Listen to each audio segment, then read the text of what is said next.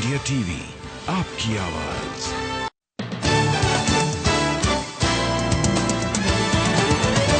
अब शुरू होने जा रहा है देश का सबसे बड़ा मुकदमा, आपकी अदालत, रजत शर्मा के साथ।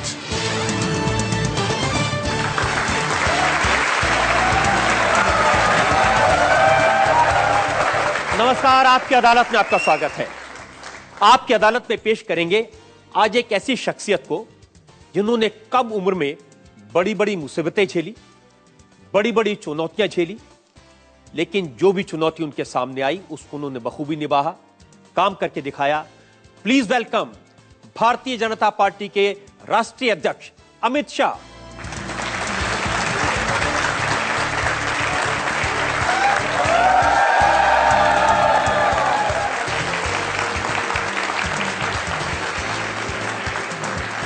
और आपकी अदालत में आज के इस खास मुकदमे में हमारे जज हैं टाइम्स ऑफ इंडिया के नेशनल एडिटर दिवाकर।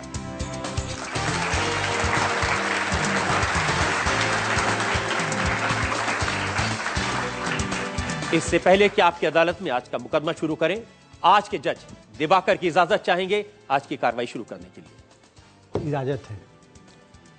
और ऐसे इल्जामात और सवालात का सिलसिला शुरू हो, अमित भाई आपसे सवाल पूछे इससे पहले एक नजर डालेंगे अमित शाह के पॉलिटिकल करियर पर।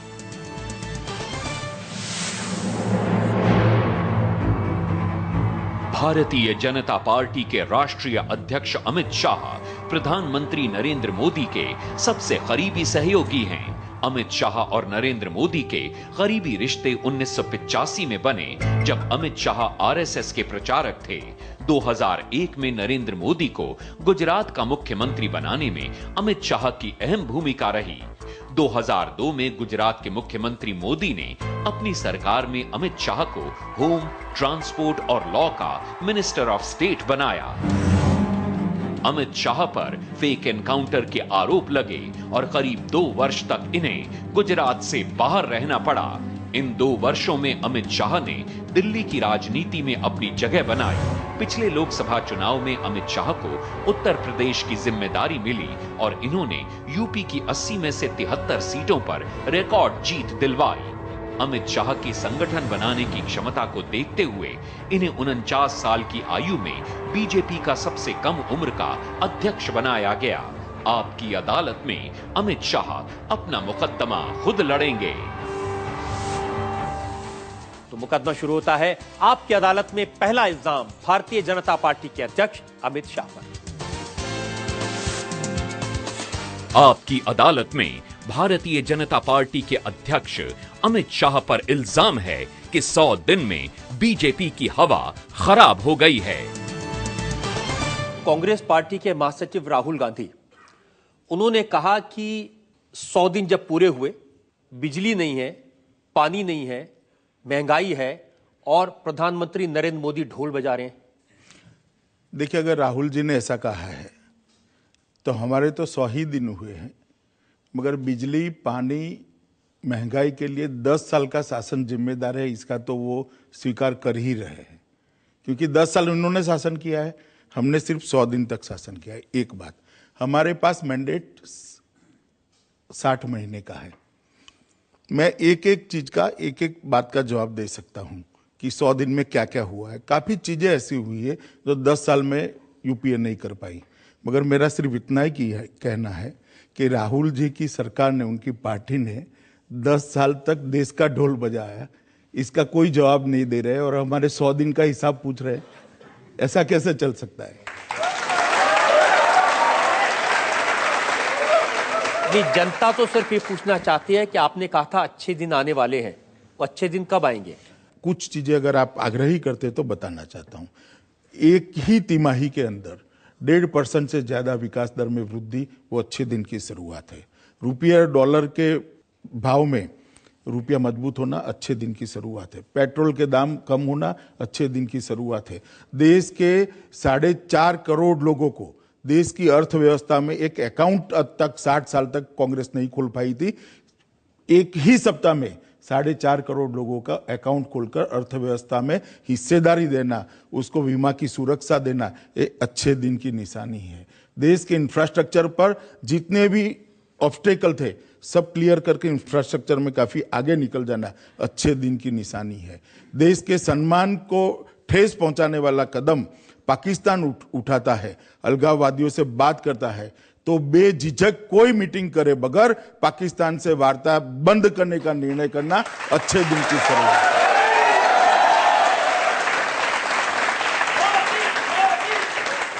ब्रिक्स सम्मेलन में चुप होकर एक कोने में बैठने वाला हिंदुस्तान ब्रिक्स सम्मेलन को लीड करता है। ब्रिक्स बैंक की स्थापना होती है, उसमें पहला चेयरमैन हिंदुस्तान का बनता है, वो अच्छे दिन की शुरुआत है। देश भर के,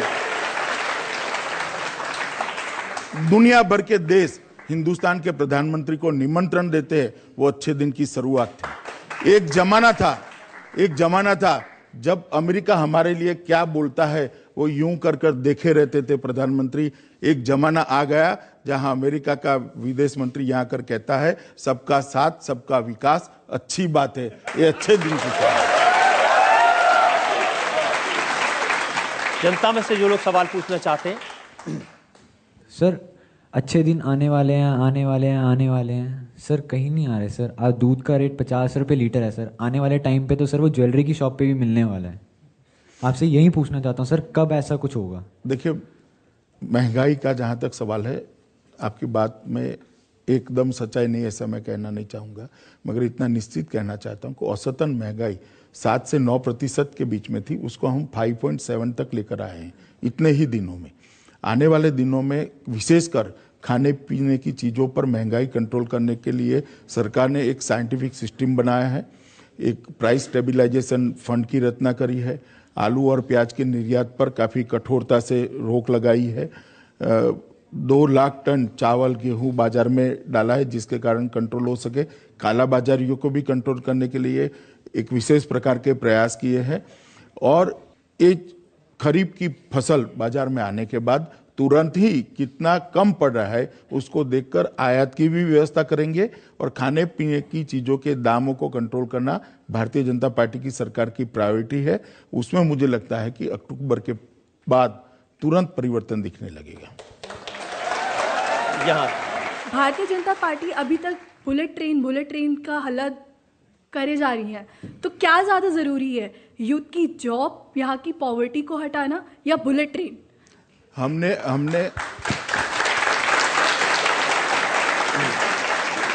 भारतीय जनता पार्टी ने कभी बुलेट ट्रेन का हो हल्ला नहीं किया, मीडिया के लोग करे। एक बात। दूसरी बात, दोनों में कोई अंतर विरोध नहीं है।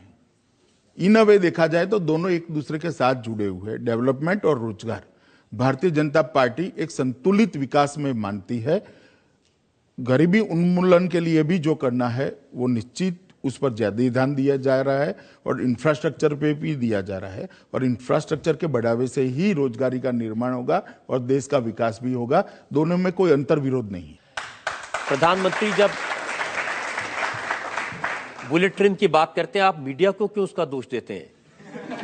प्रधानमंत्री जी शायद एक बार बोले होंगे, मीडिया ने 1 लाख बार दिखाया है इसलिए मैं कह रहा हूं। अमित जी, वो कहावत है ना कि हाथ कंगन को आरसी क्या, पढ़े लिखे को फारसी क्या। 4 राज्यों में बाई इलेक्शन हुए थे, इनमें तो कांग्रेस के उम्मीदवार जीते। भारतीय जनता पार्टी ऐसी सीटें जो 24 साल से जिस सीट को नहीं हारे थे उस सीट पर हार गए। एक राजनीतिक ध्रुवीकरण हुआ है और राजनीतिक ध्रुवीकरण का तोड़ ढूंढने के पहले ही वहां पर चुनाव हुए हैं और सबसे बड़ी बात है क्योंकि ये चुनाव किसी सत्ता में परिवर्तन के लिए नहीं था, तो काफी बड़ा हिस्सा मतदान से दूर रहा है। जब परिवर्तन होने का चुनाव होता है तभी जनता का मूड क्या होता है वो मालूम पड़ता है। मैं फर्क समझाता हूं। एक उपचुनाव की, असेंबली के उपचुनाव से सरकार, राज्य की सरकार में कोई परिवर्तन नहीं होता है, मगर राज्य की जब नई सरकार बनती है तब जनता तय करती है कि इस राज्य में किस नेता की सरकार चाहिए, किस पार्टी की सरकार चाहिए। अब आने वाले दिनों में महाराष्ट्र, हरियाणा, झारखंड और जम्मू कश्मीर में सरकारें बनने जा रही है। आप देखिएगा परिणाम निश्चित रूप से भारतीय जनता पार्टी की तरफ में होंगे और इतनी बड़ी मात्रा में आएंगे कि हमारा कांग्रेस मुक्त भारत का अभियान एक बड़े स्टेज को पार कर कर आगे निकल जाएगा। आप आने वाले चुनाव की बात कर रहे हैं, मैं जिसका नतीजा आ गया उसकी बात कर रहा हूं। बाई इलेक्शन के वक्त में आपने बिछड़ों को मिला दिया, नीतीश कुमार लालू को फेविकोल से चिपका दिया। वो ही बताता है भारतीय जनता पार्टी कितनी बड़ी ताकत है।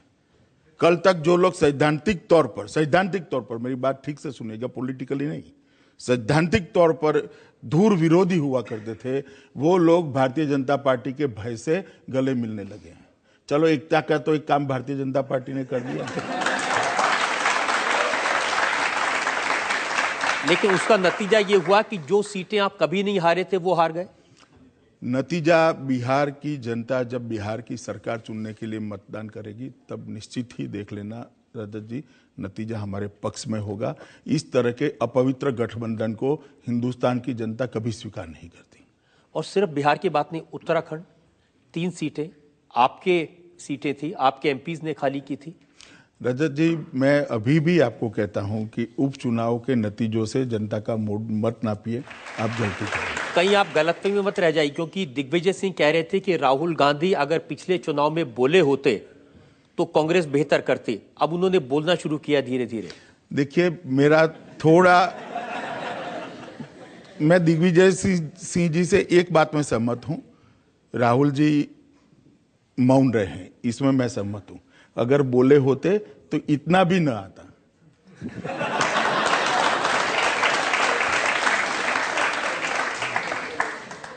अमित जी, राजनीतिक स्थिति जिस तरह से बदल रही है उसको लेकर बहुत सारे इल्जामात, सवालात मेरे पास में हैं। हम एक ब्रेक रुकेंगे और ब्रेक के बाद आपकी अदालत में अमित शाह पर इल्जामात और सवालात का एक और प्रधानमंत्री की सभा में मुख्यमंत्री हुडा आते हैं और उनकी हूटिंग होती है। 10 साल के भ्रष्ट शासन के बाद हुडा के लिए तालियां बजवाने की व्यवस्था भारतीय जनता पार्टी करे।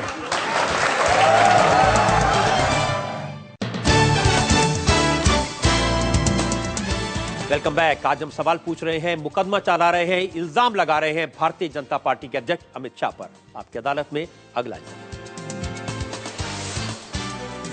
आपकी अदालत में भारतीय जनता पार्टी के अध्यक्ष अमित शाह पर आरोप है कि आप जोड़ तोड़ की राजनीति कर रहे हैं।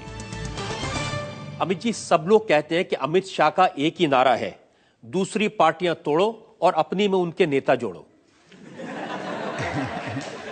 खैर, मैंने तो नारा नहीं सुना, मगर आप कहते हैं तो मैं मान लेता हूं। राजनीति के अंदर मैं सीधा सपाट काम करने वाला व्यक्ति हूं।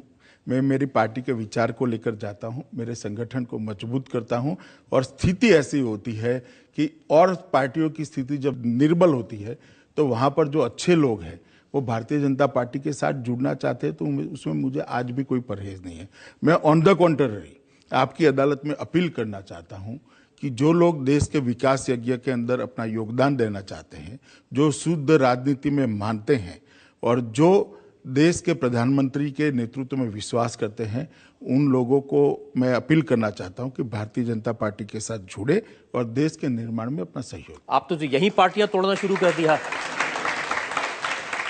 मेरा काम मेरी पार्टी बनाना है, मेरा काम औरों की पार्टी बचाना नहीं है।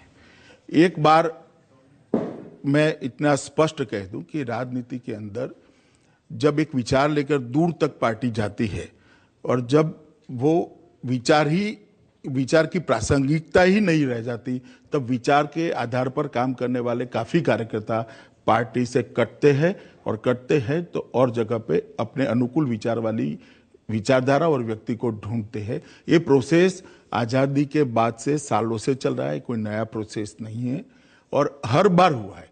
इसको सीधा पार्टी तोड़ने के साथ मत जोड़िए। भजनलाल की तरह पूरी की पूरी पार्टी लेकर एक पार्टी में मर्ज हो जाना, पार्टी को तोड़ देना, सरकारों को तोड़ देना, ये ना भारतीय जनता पार्टी का चरित्र है, ना हमने ऐसा कभी किया है।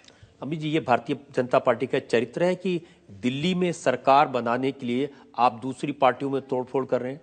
देखिए, मेजॉरिटी नहीं है तो भी सरकार बनाने के चक्कर में दिल्ली में सरकार बनाने का हम तोड़फोड़ करें वो तो पहले आपके दिमाग में है। भारतीय जनता पार्टी ने तो अब तक कुछ करा नहीं। दूसरी बात, दिल्ली की जनता का जनादेश आज भी भारतीय जनता पार्टी के साथ है। सबसे बड़ी पार्टी उभर कर हम आए, साथ की साथ दिल्ली की लोकसभा हम जीते अब चुनाव टालने के लिए दिल्ली के जनप्रतिनिधि अगर कोई निर्णय करते हैं तो इसमें भारतीय जनता पार्टी कोई ऐसी स्थिति में नहीं है कि सरकार बनाने के लिए 35 एमएलए चाहिए, हमारे पास 5 है और 30 कहीं से खरीद कर ला रहे हैं। खरीद फरोख्त की बात नहीं है। चुनाव सब लोग टालना चाहते हैं क्योंकि अभी अभी 2 चुनाव हुए, दोनों चुनाव विधानसभा और लोकसभा, और दोनों का मैंडेट जनादेश भारतीय जनता पार्टी के पक्ष में। लेकिन भारतीय जनता पार्टी के पास में सरकार बनाने लायक एमएलए नहीं है, तो जाहिर है दूसरी पार्टियों से तोड़कर मेजोरिटी साबित की तोड़ने जाएगी। की जरूरत नहीं होती, कोई पार्टी खुद ही सपोर्ट कर सकती है। और इस मेजोरिटी नहीं है, हम तोड़ना नहीं चाहते, इसलिए तो अब तक सरकार नहीं बनी, वरना कब की बन चुकी होती।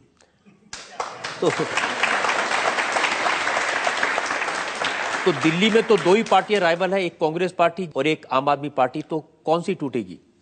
कोई पार्टी टूटेगी ऐसा मेरा कहना ही नहीं है रजत जी, कोई पार्टी टूटेगी ऐसा मेरा कहना ही नहीं है। दिल्ली में भारतीय जनता पार्टी सबसे बड़ी पार्टी है, सरकार बनाने का हमारा अधिकार है। कोई हमें समर्थन करता है तो हम जरूर चाहेंगे कि चुनाव टल जाए, क्योंकि दोनों बार जब विधानसभा के चुनाव हुए तब भी और उसके बाद में लोकसभा के चुनाव में तो पूर्णतः दिल्ली की जनता ने भारतीय जनता पार्टी के पक्ष में मैंडेट दिया है। भारतीय जनता पार्टी का अधिकार है सरकार बनाने का, अगर चुने हुए प्रतिनिधि उसका समर्थन करते हैं। इसका एक अर्थ यह लगाया जा रहा है कि भारतीय जनता पार्टी दिल्ली में चुनाव में जाने से डर रही है। देखिए रजत जी, आप अर्थ लगाते रहिए, निकालते रहिए। मैंने मेरी बात बड़ी स्पष्टता से की है कि 2 बार भारतीय जनता पार्टी के पक्ष में मैंडेट आया है और कोई कंफ्यूज मैंडेट नहीं है, स्पष्ट मैंडेट है। लोकसभा के चुनाव में 7 की 7 सीटें भारतीय जनता पार्टी को दिल्ली की जनता ने दी है। उसके बाद अगर भारतीय जनता पार्टी को समर्थन मिलता है और सरकार बनाती है भारतीय जनता पार्टी, तो मैं इसमें कुछ नीनैतिक नहीं देख रहा। मुझे इसलिए शक होता है, अमित शाह भारतीय जनता पार्टी के अध्यक्ष बनने के बाद जहां जाते हैं, हरियाणा में आप गए तो वीरेंद्र सिंह टूटकर आ गए, हरियाणा की पार्टी के कांग्रेस के बहुत सारे नेता टूटकर आपकी पार्टी में आ गए। नहीं, इसके लिए 2 कारण जिम्मेदार है। कोई अमित शाह या भारतीय जनता पार्टी प्रोएक्टिव हुई है वो नहीं है। एक तो देश की जनता ने जो जनादेश दिया है वो, और जिस तरह से हमारी सरकार चली है, ये 2 कारण इसके लिए जिम्मेदार है।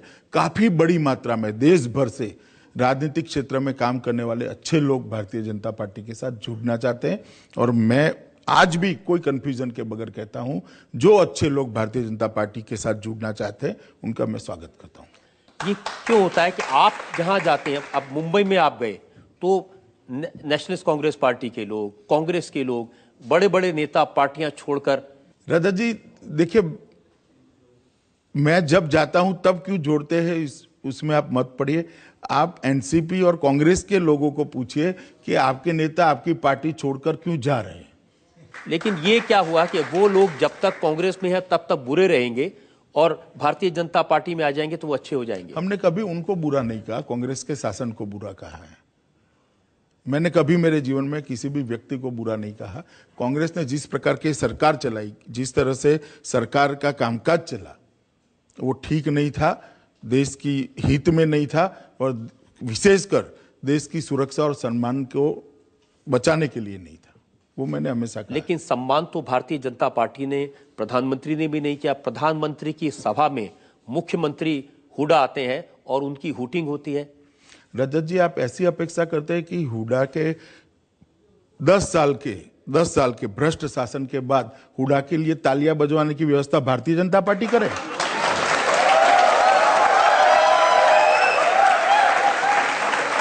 अरे भाई, भारतीय जनता पार्टी की सरकार का कार्यक्रम था, भारत सरकार का कार्यक्रम था, हमने उनको मंच दिया, काफी लोग सुनने के लिए आए। अब वो हुटिंग करते हैं तो मैं कैसे हाथ बांध सकता हूं उनका?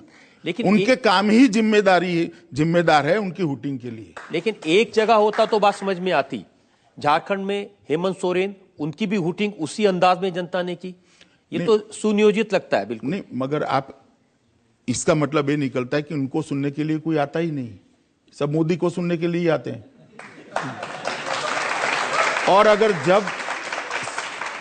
और सब लोग अगर मोदी जी को सुनने के लिए आते हैं तो परिणाम तो स्पष्ट है। मतलब रजत जी, आनंद शर्मा का बयान मैंने देखा, उन्होंने कहा भारतीय जनता पार्टी के लोग सुनियोजित तरीके से मुख्यमंत्रियों को बुलाकर उनका अपमान करते हैं जनता के सामने।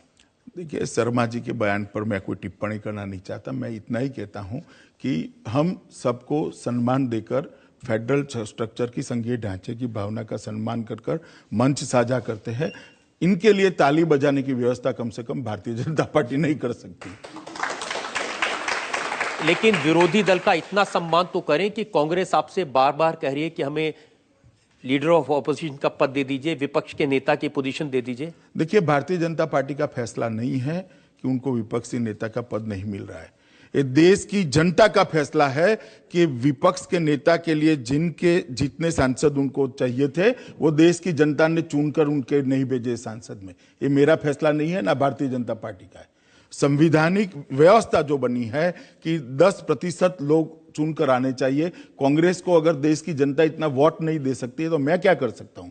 और कोई दल होता और ये डिमांड करता तो मैं उसको जायज भी मान सकता था, मगर कांग्रेस को कोई अधिकार नहीं है, क्योंकि 25 साल तक कम से कम कांग्रेस ने विपक्षी दलों को विपक्ष के नेता का अधिकार नहीं दिया है। 25 साल किस मुंह से कांग्रेस मांग कर रही है? किस मुंह से मांग कर रहे हैं? कहां गई थी ये स्पिरिट 80 में? कहां गई थी ये स्पिरिट जब राजीव गांधी प्रधानमंत्री थे? तब तो सब ठीक चलता था, डेमोक्रेटिक प्रोसेस के हिसाब से चलता था। और आज जब भारतीय जनता पार्टी का बहुमत आया है, जनता ने आपको नकार कर 55 से कम सीटें दे दी है, तब हम संविधान का पालन नहीं कर रहे हैं। कैसी दो तरफा बातें हैं? इसलिए अमित जी, क्योंकि जो विपक्ष के नेता है उसकी भूमिका है सीवीसी के अपॉइंटमेंट में, उसकी भूमिका होगी लोकपाल के अपॉइंटमेंट में, उसकी भूमिका होगी national human rights commission appoint करने में। तो फिर कौन करेगा ये? देखिए, कौन करेगा पहले भी होता रहा होगा, अब भी होगा। कंसल्टेशन का एक नया प्रोसेस इवॉल्व होगा। मगर इसके कारण आप ऐसा कह दो कि मेरे अंदर पात्रता नहीं है मेरी पार्टी में, फिर भी मुझे दे दो। और अंततोगत्वा तो निर्णय परंपराओं के आधार पर, संविधान के आधार पर स्पीकर ने किया है। मगर मैं मानता हूं कि कम से कम कांग्रेस पार्टी को यह मांग करने का अधिकार नहीं है, क्योंकि देश को उन्होंने 25 साल तक विपक्ष के नेता के पद से महरूम रखा है। एक और ब्रेक के लिए मुझे रुकना है, और ब्रेक के बाद आपकी अदालत में अमित शाह पर इल्जामात और सवालात का एक और। अगर किसी मंत्री ने कहा है तो उसका नाम बेबाक तरीके से मीडिया ने बताना चाहिए। मीडिया क्यों डर रहा है? हम डरे वो तो ठीक है आपसे, हम चाहते अगर आप किससे डर रहे हो भाई? आप मत डरो।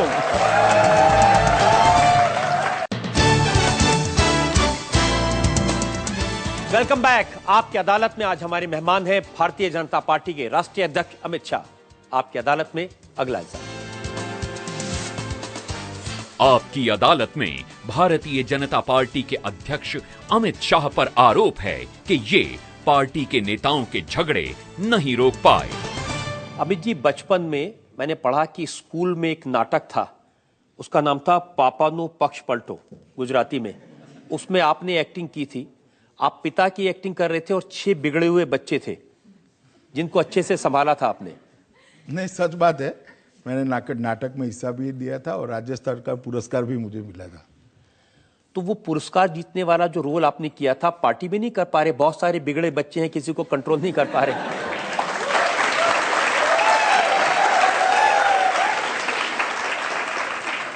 देखिए रजत जी, मैं आपकी बात से कतई सहमत नहीं हूं कि पार्टी में कोई बड़े झगड़े चल रहे हैं। मगर हाँ, एक बात निश्चित है, मीडिया का एक निश्चित वर्ग पार्टी में झगड़े कराने का ट्राई कर रहा है और सफल नहीं हो रहा है। देखिए, उस मीडिया के वर्ग की मैं बात बता रहा हूं। इतना बड़ा फसाना बना, होम मिनिस्टर राजनाथ सिंह को लेकर प्रधानमंत्री ने उनके बेटे को बुलाया, ये खबर छपी। उनके बेटे को उन्होंने डांटा रिश्वत लेने के लिए, फिर होम मिनिस्टर ने उसका डिनायल किया। काफी दिन तक ये फसाना चलता रहा। डिनायल करना कोई बुरी बात है क्या? कोई गलत खबर छपेगी तो डिनायल ही करेंगे। सिर्फ ये नहीं छपा है। देखिए, होम मिनिस्टर गृह मंत्री जी के बारे में जो छपा है वो भी गलत है। प्रकाश जावड़ेकर के बारे में छपा है वो भी गलत है। धर्मेंद्र प्रधान के बारे में छपा है वो भी गलत है।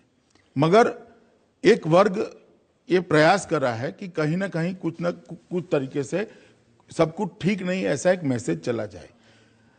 मैं आज आपकी अदालत के माध्यम से कहना चाहता हूं, ये चारों बातों में एक भी बात सत्य नहीं है। अब आप कहेंगे कि आपको डिनायल देना पड़ा। मैं सत्य हकीकत बता मैं इसलिए कह रहा हूं क्योंकि जिम्मेदार अखबार ये लिखते हैं, ये खबरें सरकार के मंत्री ही उड़ाते हैं। राजनाथ सिंह सरकार के एक सीनियर मिनिस्टर से नाराज है। अगर अखबार इतने जिम्मेदार है तो उन्होंने मंत्री का नाम छापना चाहिए, और झगड़ा बढ़ जाएगा मंत्री का नाम छापेंगे। वो झगड़ा मुझ पर छोड़ दीजिए ना, मैं नाप लूंगा झगड़े को। मैं कहता हूं अगर ये अखबार जो लिखता है वो जिम्मेदार है तो मंत्री का नाम उन्होंने छापना चाहिए। आप कह रहे हैं कि प्रकाश जावड़ेकर को कोई फोन नहीं गया ये कहने के लिए कि आप टी शर्ट और जींस में क्यों पहनकर क्यों जा रहे हैं? जी नहीं, कोई फोन नहीं गया। आप कह रहे हैं प्रधान को इस बात के लिए प्रधानमंत्री कोई फोन नहीं गया, आप फला आदमी से क्यों मिल रहे हैं? जी नहीं। तो ये बातें निकलती कहां से, उड़ती कहां से, इतनी सारी बातें? अब मैं मेरी ऊर्जा इसमें क्यों गंवाऊं कि कौन अफवाह फैला रहा है। मेरा काम यह है कि अफवाह फैलती है तो उसका खंडन करना, जो मैंने कर दिया था। और यह भी गलत है कि नितिन गडकरी के घर में से जासूसी के उपकरण मिले थे, कोई उनकी बात सुन रहा था? नितिन जी ने इसको डिनाई कर दिया है, ऑलरेडी कर दिया है।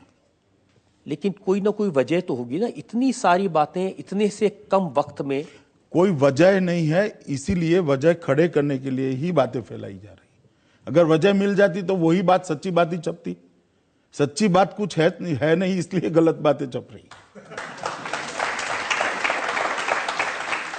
मैं तो ये कहीं पढ़ रहा था कि एक राजस्थान के कोई धर्म गुरु थे, उसने आपसे कभी ये कहा था कि अगर आप ऊंट की पीठ पर बैठकर भी चलोगे तो भी कुत्ता आपको काट सकता है। नहीं, मगर ये अफवाह जो फैल रही है मेरे बारे में नहीं फैल रही है।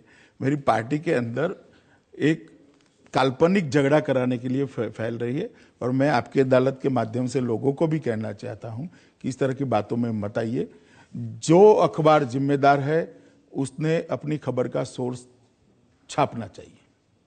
अखबारों से भी अब लोकतंत्र में जिम्मेदारी तय करने का समय आ गया है कि अफवाहें न अखबारों में छापें। अगर वो लोग घटना को छापते हैं तो उसका सोर्स भी उन्होंने छापना चाहिए। अगर मीडिया ऐसा नहीं करेगा तो उसकी भी आप गर्दन पकड़ेंगे, नकेल कसेंगे? मैं नहीं पकड़ूंगा, जनता आप पर भरोसा नहीं करेगी।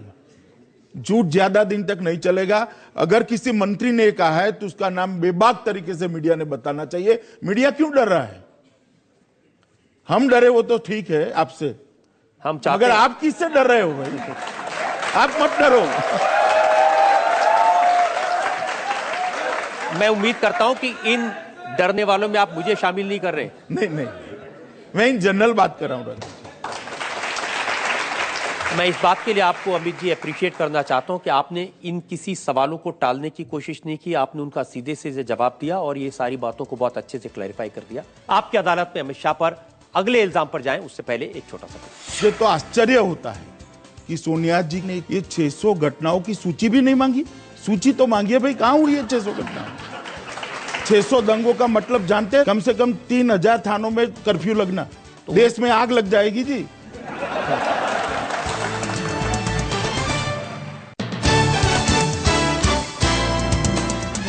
Welcome back.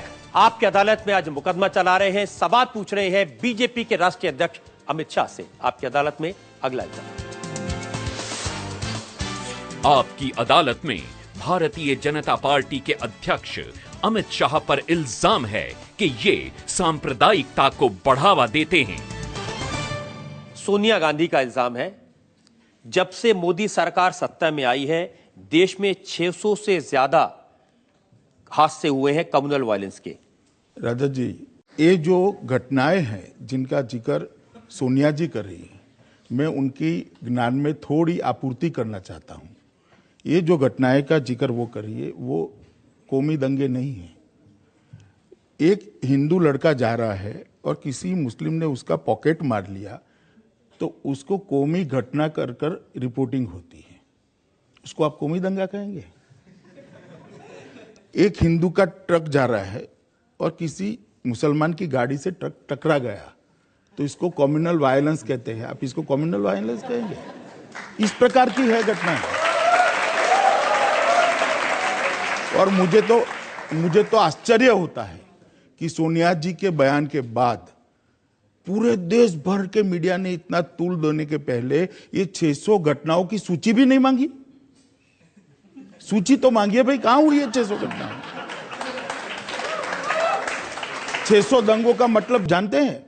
कम से कम 3000 थानों में कर्फ्यू लगना, तो देश में आग लग जाएगी जी।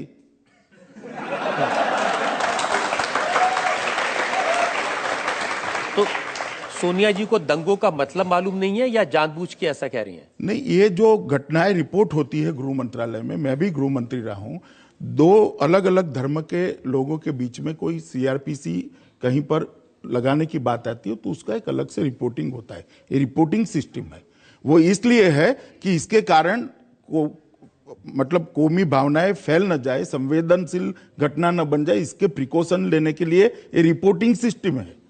इसका मतलब ये नहीं कि वहां दंगा हो गया, दंगा न हो इसके लिए प्रिकॉशनरी रिपोर्टिंग का सिस्टम हमारे देश में बना हुआ है। मैं मान लेता हूं कि इतनी बड़ी संख्या में दंगे नहीं हुए, लेकिन भारतीय जनता पार्टी के नेता सांप्रदायिक उन्माद फैलाने की कोशिश करें, इससे भी आप इनकार करते हैं? देखिए, पहली बात मैं आपको बता दूं, जहां तक ये घटनाएं, दंगे, ये सब बात है, पहले एक बात स्पष्टता से समझ लीजिए, law and order state subject होता है, वो भारत सरकार का विषय नहीं है।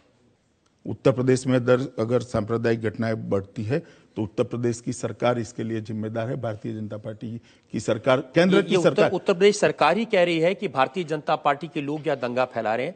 वो योगी आदित्यनाथ का उदाहरण देते हैं, जो कहते हैं कि अगर एक मुसलमान मारेंगे तो हम 100 मारेंगे। ऐसा नहीं कहा योगी जी ने, अगर रिकॉर्डिंग है तो आप चला लीजिए। जब वो आए थे तो मैंने उनको पूरी रिकॉर्डिंग सुनाई थी, उन्होंने इस बात को माना। मारने की बात नहीं करी थी उन्होंने एक धर्म परिवर्तन के लिए बात करी थी, मारने की बात नहीं करी थी।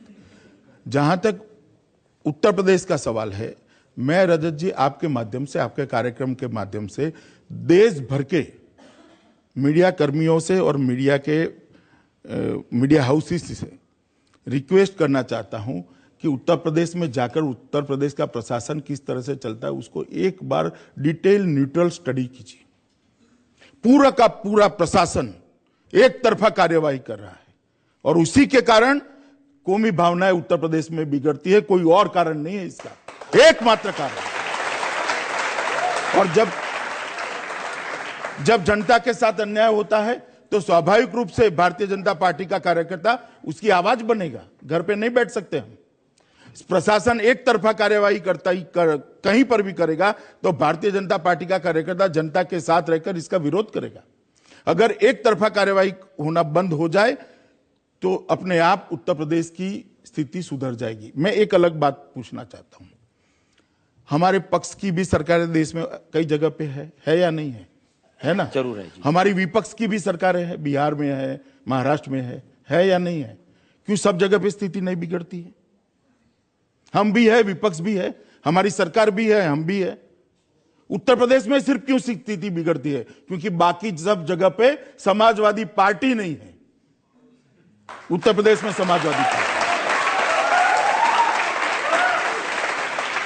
अमित जी, आप इस बात से कैसे इनकार कर सकते हैं कि उत्तर प्रदेश में लव जिहाद के नाम पर आंदोलन छेड़ने वाले, आवाज उठाने वाले भारतीय जनता पार्टी के लोग हैं? देखिए, कोई विशिष्ट घटना के आधार पर अगर किसी बालिका के साथ या किसी महिला के साथ अन्याय हुआ है और उसके सामने आंदोलन करेंगे तो इतना बड़ा उसको लव जिहाद करके स्वरूप देने की जरूरत नहीं है।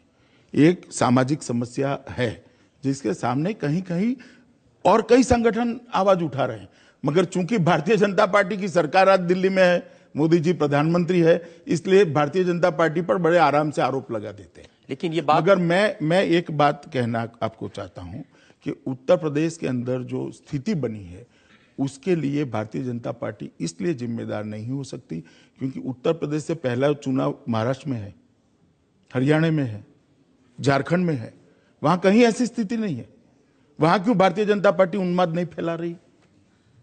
वहां हमें वोट नहीं चाहिए, वहां भी वोट चाहिए, हमें उन्माद फैलाकर वोट नहीं चाहिए रजत जी।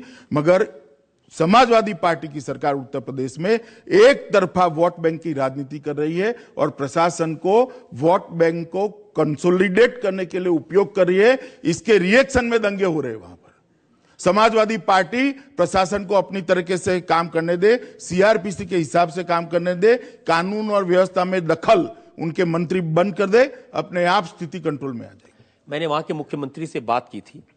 उनका कहना है कि भारतीय जनता पार्टी के लोग प्यार मोहब्बत करने वाले लोगों पर पाबंदी लगाना चाहते हैं। उन्होंने कहा कि अगर मुस्लिम लड़का हिंदू लड़की से शादी कर ले तो लव जिहाद, लेकिन अगर हिंदू लड़का मुस्लिम आदमी शादी कर ले तो ये गर्व की बात। नहीं, भारतीय जनता पार्टी ने ऐसा कभी नहीं कहा। लेकिन उनका इल्जाम यह है कि चूंकि इलेक्शन आने वाले हैं, 10 सीटों पर बाई इलेक्शन है, अमित शाह भारतीय जनता पार्टी अध्यक्ष हैं, यूपी हर हालत में जीतना है तो यहां गड़बड़ करो। यूपी जीतने के लिए हमारे पास सबसे बड़ी अगर कोई बात है तो उनका कुशासन है और अव्यवस्था है, और कोई चीज की जरूरत हमें है ही नहीं। यूपी अपने आप वो हारने वाला है, आने वाले दिनों में देख लीजिएगा। उत्तर प्रदेश के अंदर बहुत बड़े बहुमत से आज तक के सबसे ज्यादा मार्जिन से सरकार बनेगी और वो भारतीय जनता पार्टी की बनेगी। इसके लिए कोई कौमी दंगे फैलाने की जरूरत नहीं है, मगर अपने वोट बैंक को कंसोलिडेट करने के लिए समाजवादी पार्टी एक तरफा प्रशासन में ये दखल दे रही है, इसके कारण कौमी दंगे। अमित जी, हमने हम पर आप पर हर तरह के इल्जाम लगाए, राजनीति से जुड़े हुए, कम्युनिज्म से जुड़े हुए, विरोधी दल क्या कहते हैं उनके बारे में। हम एक ब्रेक के रुकेंगे और ब्रेक के बाद सुनेंगे आपकी अदालत में आज के जज दिवाकर का फैसला आज के मुकदमे पर।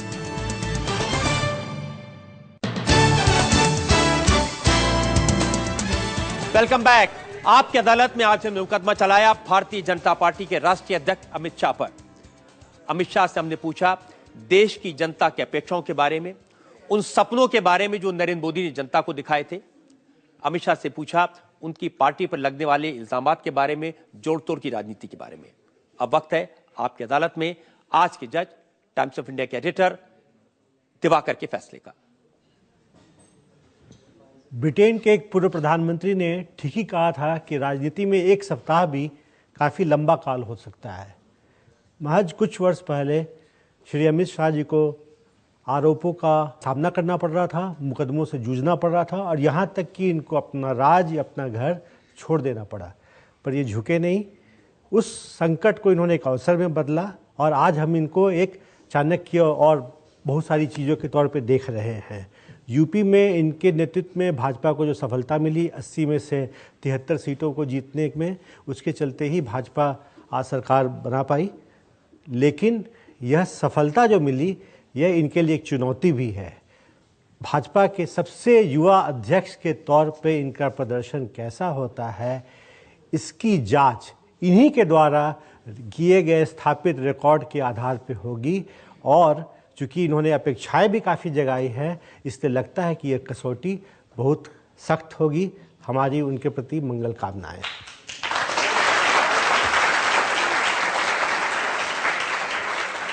ये बात सही है, अमित शाह पर बहुत जिम्मेदारी है। आने वाले दिनों में अपनी जिम्मेदारी का वो बेहतर तरीके से निर्वाह करें। देश की जनता की जो अपेक्षाएं हैं, जो वादे हैं, उनको पूरा करने की कोशिश करें। अपनी सरकार पर नजर रखने का काम करें, अपने मंत्रियों से काम करवाने का काम करें, जनता की जो भावनाएं हैं, उनको अपेक्षाएं, उनको पूरा करने का काम करें। इस उम्मीद के साथ आज का मुकदमा यही खत्म करते हैं। अगले सप्ताह से मुलाकात होगी आपकी अदालत में एक नई शख्सियत के साथ। तब तक के लिए नमस्कार।